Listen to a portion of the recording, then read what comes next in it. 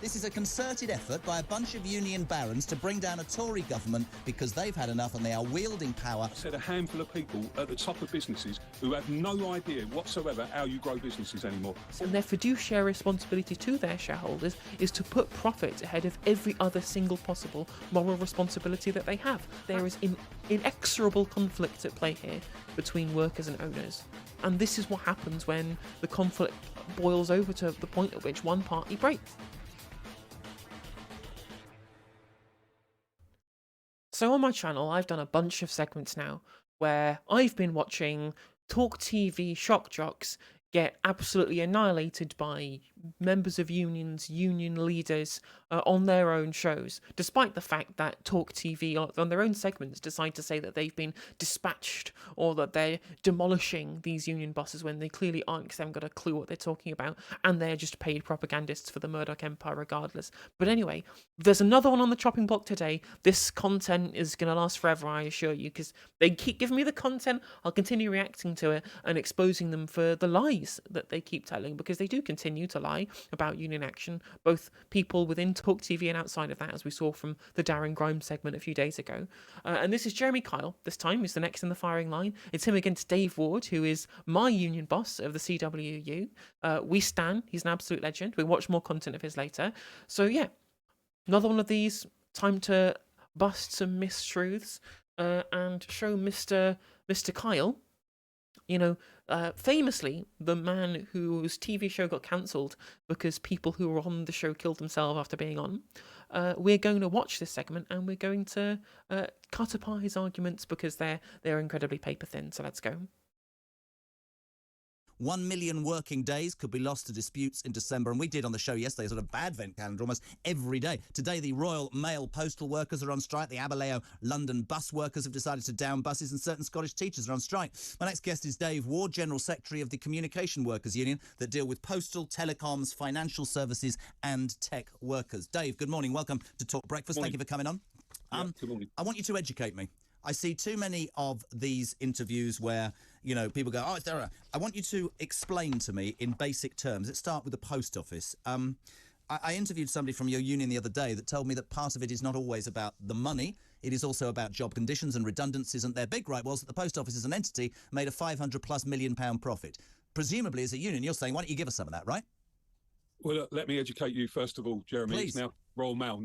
I mean, the good thing, JDM, is that, speaking of media training, is that one of the reasons why these union bosses are coming over so well on the interviews they're doing within the media is because they don't have the same kind of media training, right? They're not fighting for access between the political and media class in the same way that an MP would, right? They're not trying to conceal their real thoughts to try and ensure that they get, cushy cabinet positions in future by not rocking the boat too much. They're there for one thing and one thing only, and that's to fight for the needs of their members who elected them. That's the only thing that they're there for. And so they don't have to care about future access. They don't have to care about towing a party line. All they're there to do is put the case for their members to the general public in the best way that they can. So they're incredibly sincere. And it's been a breath of fresh air from a politics that ever since Alistair Campbell has been dominated by spin and mistruths and people selling lies and to the public and trying to get the better of the media class and trying to maintain connections with the media class as well. And I mean, quite frankly, I wish more union bosses would laugh in the face of interviewers. I mean, we saw it from Mick Lynch, right? That when he laughed at Richard Madeley and said, "You do talk a bunch of twaddle." Like, that was a kind of seminal moment for him, really. That was one of the more viral moments that you got. And I think people actually genuinely appreciate that kind of sincerity in interviews because it's so there's such a dearth of that sincerity in our political class. Not the post office. All They're right. two separate companies now, yeah? They should have been kept together, but unfortunately the government decided to separate them. So look, let me be absolutely clear here. On behalf of 115,000 Royal Mail workers out on strike today, the biggest issue that we're facing is an assault on jobs on a scale that we've not seen on any group of workers in the UK in decades. If I could explain it in this way, the company are saying that they want to agree modernisation.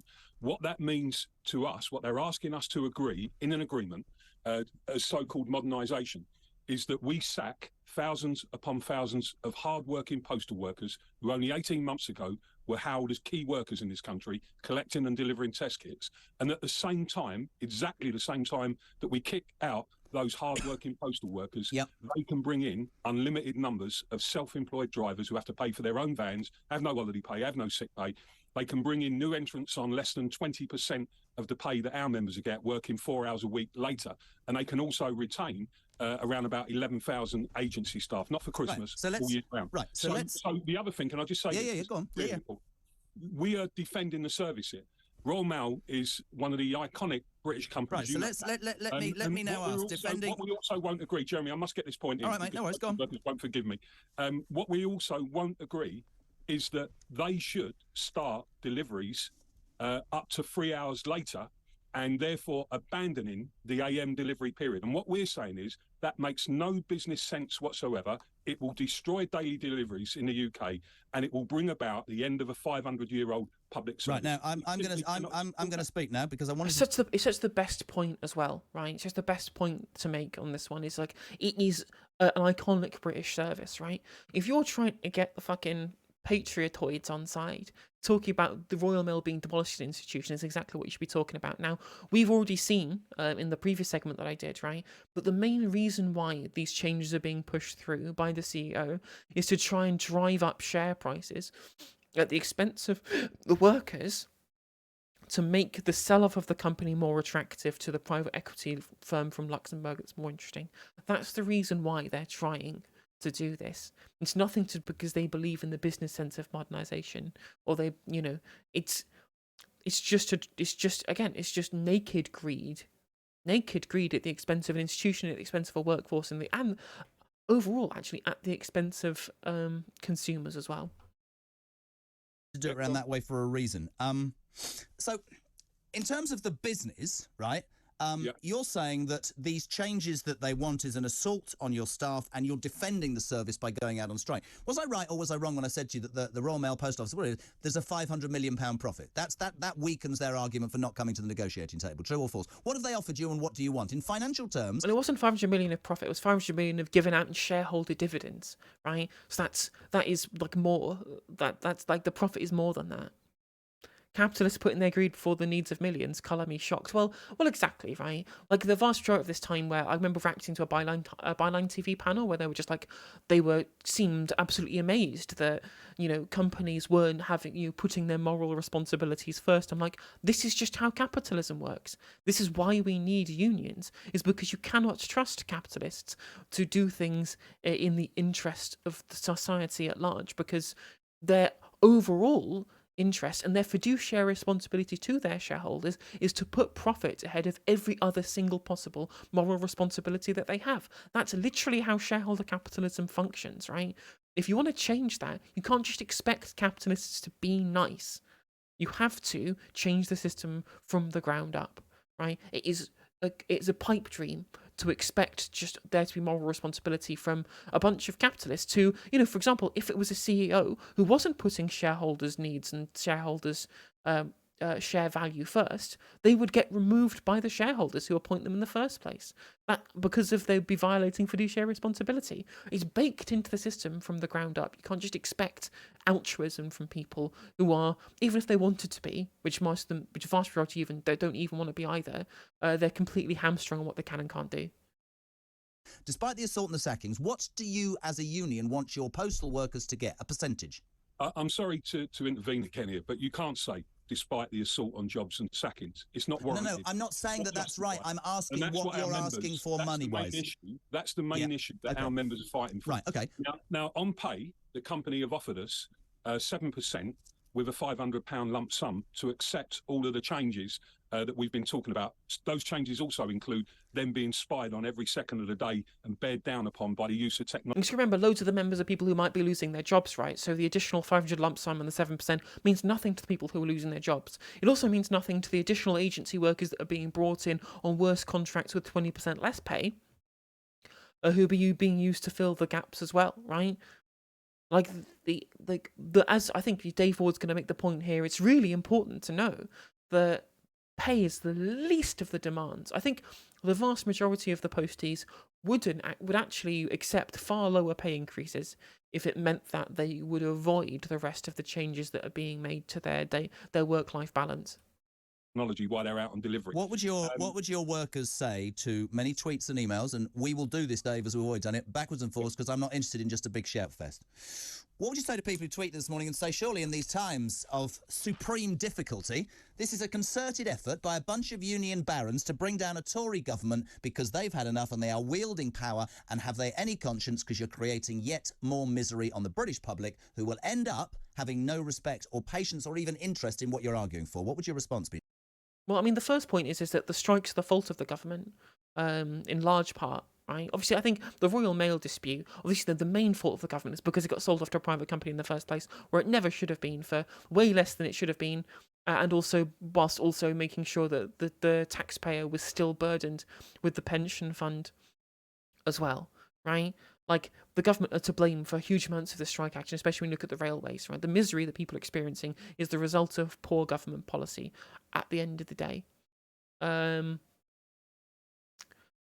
second of all, like, unions want to bring down the Tory government. I know Dave Ward won't say this to try and maintain the optical win, but if you're a union leader, what you need to do is fight for your members' wages and your members' terms and conditions and your members' futures, right?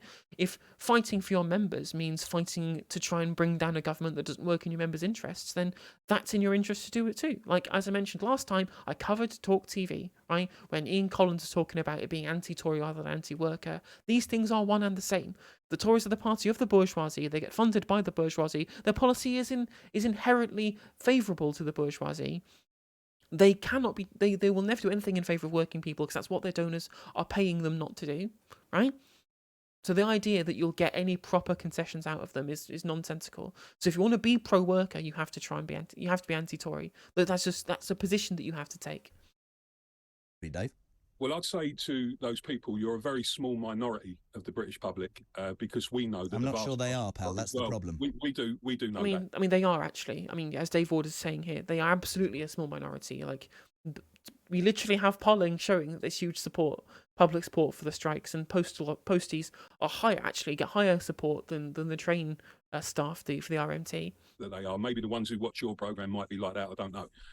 But we are in a place where the majority of the public, vast majority of the public, understand the struggles of working people. Yep. Is it a concerted effort, Dave, led by Mick Grinch, the Lynch? Is it because it appears to be a general strike? Because almost every day there's another strike. You would understand that. Can I say to you that, this idea that working people, I'm just a voice of 115,000 postal workers, decent, hard-working people. Your viewers, your listeners, they will know those people. They see them every single day. It's fundamentally missing the point. It's fundamentally missing the point that the only thing, as Ash was saying earlier, the only thing that workers have to be able to fight against the bosses that employ them is the ability to withdraw their labour. That's it. That's a single bargaining chip. If you remove that bargaining chip, then you have to beg. That's all you can do is beg. And in a world in which, as JDM rightly points out in chat, capitalists are forced, right? They're forced to put their greed and they're forced to put their fiduciary responsibility above the needs of their workers. Once you get rid of that ability to be able to negotiate, begging will do nothing, because CEOs and people who are in charge of this stuff, right? They have no choice. They have no choice but to attack the workers, because shareholders take primacy because of the fiduciary responsibility. That is it. That's it. That's the only thing that you can do. So, if you undermine the existence of unionisation and the existence of industrial action, then you're literally giving the country over to corporate bosses, because they are, both them and the shareholders will take complete primacy over everybody else in the economy, because there are some people in the economy who are working on an altruistic basis, which is the normal people in this country, and there are people who are forced, whether they want to or not, to work to be greedy, right, to be explicitly greedy, and that is just how the system works. Since when was Jeremy Kyle qualified anyway to talk about politics? Apparently for a very long time, since he's been a talk TV DJ for quite a while now. But I don't think he's qualified to talk about anything. He's definitely not qualified to talk about life advice, considering the history of the Jeremy Kyle show. They're not militant people. They're not out there making sacrifices in the middle of a cost of living crisis for nothing. They got paid for it, though, didn't they? They're not getting strike pay. They don't get strike pay in our union. We can't afford it with that number. So if they strike today, they're not getting paid for today? They don't get paid for that. That's how strongly they feel. That's how strongly they feel about the leadership of this company that have created a crisis in Royal Mail, and the workforce have no confidence in those people. All right, so let me get this out. Do you understand people's frustration? Yes or no? No, I don't understand the frustration that you explained, which was an attack on decent working people. No, I don't understand that. Do you understand that certain people would say you should be grateful you've got a job right now and keep your head down and not complain? Serious question. I don't accept that, Jeremy, because for this reason, what those people need to look at today and what society needs to look at is the real militants in this country at the moment are a handful of people. So I repeat, you're trying to bring down the Tory government. That's what I'm asking you. I said, if you'd let me finish, I said a handful of people at the top of businesses who have no idea whatsoever how you grow businesses anymore. All they do is are there to serve major shareholders, take money out of the country and hand it over to people, not the workforce who make the profits, handing it over to other I know, right? Yeah, it wasn't a serious question, it was a nonsensical question. And Dave Ward is right, although he did shy away. We said, oh, it's anti-Tory then. I'm like, well, I mean, if Dave Ward were to say in response, well, yes, the Tory government are militant and in their anti-worker stances, right? They're explicitly militant in breaking strikes. They're explicitly militant in driving down wages. They're explicitly militant in cutting up conditions. They're explicitly militant in favouring bosses over workers, right? Like, fundamentally, as I've mentioned thousands of times on this channel, and as Marx has mentioned thousands of times, almost certainly, there is a fundamental divide in this country and in capitalism more generally, between the people who do the work and the people who pay the people who do the work based upon the fact that they own the means of production. That is it, right? That is a fundamental conflict at the heart of society with two sets of people, class of people with diverging material interests. One set of these people have all the power, one set of these people have none of the power apart from the ability to withdraw their labour. And that is it, right? Any attack on working people's ability to be able to withdraw their labour is in favour of the bourgeois, right? And that's a militant stance. There is one thing that the bourgeois do have, and that is class consciousness in the way that working class people don't have, right? The bourgeois know what their interests are, and they have the fiduciary responsibility to act in those interests as well, right? The militants are the people who are trying to cut up people's terms and conditions. And as Dave Ward rightly points out, bosses, CEOs, boards of directors and shareholders alike, right? The people who are the ones who it's in their explicit interests to drive down wages. Regardless of whether you think they're militant in the way that they do that stuff or not, I don't really care. But the fact of the matter is, right, that there is an inexorable conflict at play here between workers and owners. And this is what happens when the conflict boils over to the point at which one party breaks. And at the point the people who are breaking are workers, so they have to go on strike. It's as simple as that. That's a fundamental divide of capitalism. And if you don't agree with that, then you're wrong. Like, you're just wrong. You don't understand capitalism. And if you are, as another working person, are attacking the unions for them protecting themselves against greedy bosses, right?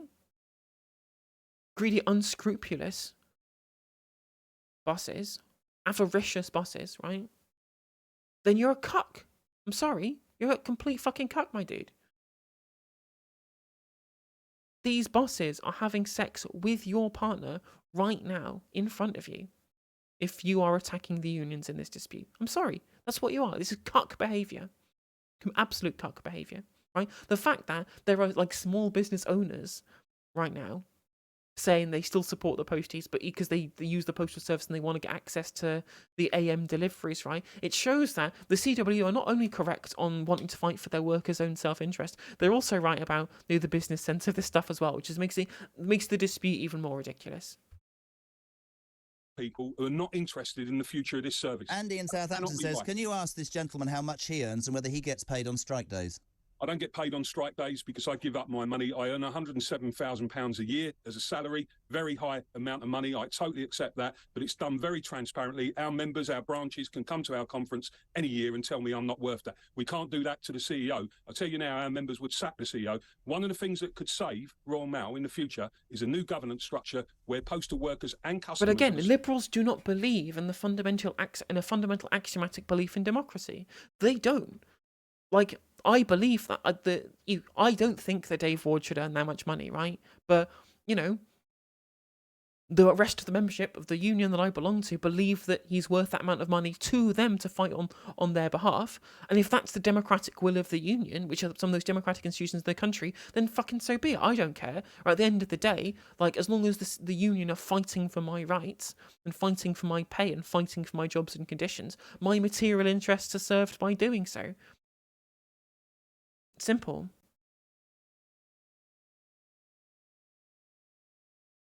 He should say he's not taking a pay rise as a result of the strike. Well, yeah, 100%, yeah. That'd be a good point as well, JDM.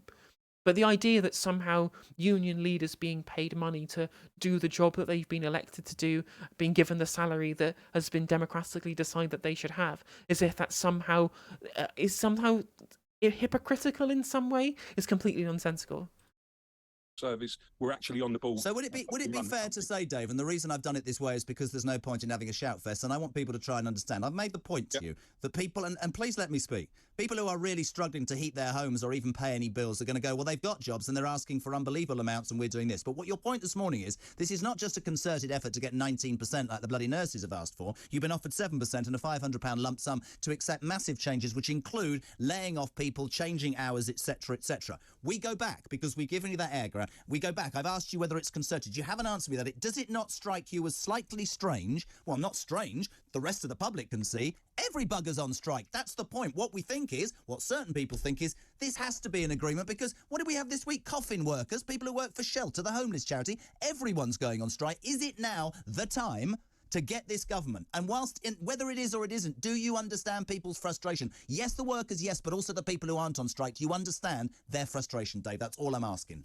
Because, I mean, we're at the point of inflection now, right? We're at the point of inflection where the greed has become so outspoken, has been so, completely avaricious, as I mentioned before, is so blatant and perverse that the country has reached a breaking point in the wake of the cost of living crisis, in the wake of the mortgage crisis, in the wake of everything that's happened over the past 3 months because of the inflationary pressures, right? This is when the point of inflection will come, where workers say, we have had enough, right?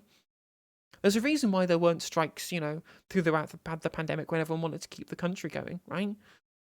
But there is no strikes now is because the government's policy platform has disenfranchised workers, and people are not able, I mean, as Jeremy Kyle said, people out there not being able to heat their homes or whatever. Do you think that the postal staff, right? Do you think that the nurses don't also belong to the groups of people who also can't heat their homes? Do you think that might not be an argument for the other people who also can't heat their homes also engaging in the same kind of industrial action to increase their own jobs, pay and conditions, to ensure that they also keep good contracts and have enough money to pay the bills, right? Like, if they're pissed off, go on the picket line.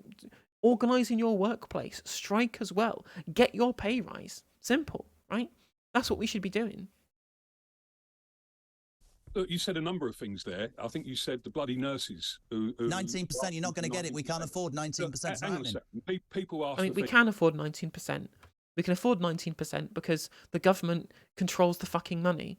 And they also are the ones directly responsible for paying the fucking nurses. Like, if you want to pay the nurses, you can just create the money to pay them. Like I said, we're not in a demand-driven inflationary period, so giving nurses extra salary is not going to throw inflation way over what it is currently, right? When the issues with inflation currently are to do with price shocks and supply chain issues, right? And for a section of the population who have an 89% trust compared to journalists who are in 30% trust, I think you're fighting a losing battle here, Jezza. Things they want to negotiate a deal. That's what I've heard, and they're decent people that we all need. So have some sympathy with them. I have total sympathy with nurses, but they're not going to get 19%. But you're just reeling out the headlines. I mean, I don't believe there's a nurse out there who will believe that they're going to get 19%. Don't ask for it then. Should be getting a lot more. Look. I work in sales. I know how negotiation works. You don't go in with your final offer. You go in high and then allow them to bargain you down. I'm sorry, like Jeremy, you can't be that fucking stupid. Obviously, he isn't that stupid. He's just explicitly avoiding this because he knows that's what his boss and his viewers want to hear. That's not how you negotiate. They're asking for a decent pay rise for the job that they do, for the caring that they do for all of us. Surely we can do that. Let me put it this way. I 30 think seconds. I've got all yours. Go. what people were realising is that it doesn't matter what the crisis is in this country at the moment, it's always working class people who pay for a crisis that they don't create. And there is a structural imbalance, Jeremy, of power and wealth in this country. It's in the world of work. It's all about making people work harder and faster for less. And people are burnt out. They can't do that anymore. They want decent jobs. Dave, not to cut you off, because I've given you 10 minutes and I've let you speak the majority, and I appreciate you being on the show. I mean, again, as always, Dave Ward being completely fucking based and being entirely correct. Entirely correct in everything. It's like saying there is an imbalance of power in the society. I think Mick Clinch was better at putting that point across when he was on Sky News, and talking about, you know, making the explicit point, right, that the people who are doing the work are the people who build the wealth of our civilization, right? That is literally the case. And kind of inserting class war politics kind of surreptitiously into the discussion. But Dave Ward's still doing an excellent job. I wonder what the comments are like. First comment: people should be with the post office. A decent wage for every work. I mean, it's the Royal Mail, but okay. Work's not the enemy if you think they are. Don't you dare call yourself patriotic. See, the tide's turning, right? Opinions are turning on this stuff. We don't live in the age of, you know, people hating the unions on a militant basis, because of what happened during the winter of discontent or whatever, right? That's gone. That's been and gone, right? The people's opinions have changed on the role of unions within our society. People now are more likely to stand with them than they ever have been, right? We're seeing a resurgence in union membership. And now is the time for the Labour Party to come out and say that they support the unions. And the fact they're not doing so is completely nonsensical. The bloody nurse is very compassionate, Jeremy. Well said, Dave. I dislike Kyle with a vengeance. After his gutter TV show, he should never have got a job in the media again. I'd imagine Mr. Kyle isn't going to be struggling on his wage. Yeah, he's being roasted in the comments. He's being roasted. Incredible. Like, this is the audience of, this is the worst audience of people you could ever hope to meet, right? Like, someone who watches Mike Graham, Tom Newton Dunn, Piers Morgan, Jeremy Kyle, and Julia Hartley Brewer, right? This is the audience that they've cut, that they explicitly don't want to cultivate, and even they are saying exactly what I'm saying. Like, British opinion is changing. And the unions have done an excellent job. And I think, quite frankly, I think Mick Lynch has a lot to say for why these opinions have changed. I think he is a big driver of the change in views of union members because of his excellent media appearances. You like that the right have literally no new talking points after months of getting destroyed by union bosses as well. It's still just unwell strikes cause disruption. Yet there was always strikes cause disruption. Why didn't you get another job? You're just trying to bring down the Tories, and you guys are just militant, right? Those are the only lines that they have, and they're all easily disproven by everybody, and continually doing it time and time again. And they're making themselves look incredibly silly. And I'm here for it, especially as it gives me extra free content for my channel. So yeah, brilliant. So speaking of content for the channel, if you enjoyed, please like, comment, and subscribe. Become a member on YouTube for 99p. You can subscribe on Twitch for 99 as well. Donation links in the description box as well if you would like to do that. And thank you, and I'll see you on the next segment.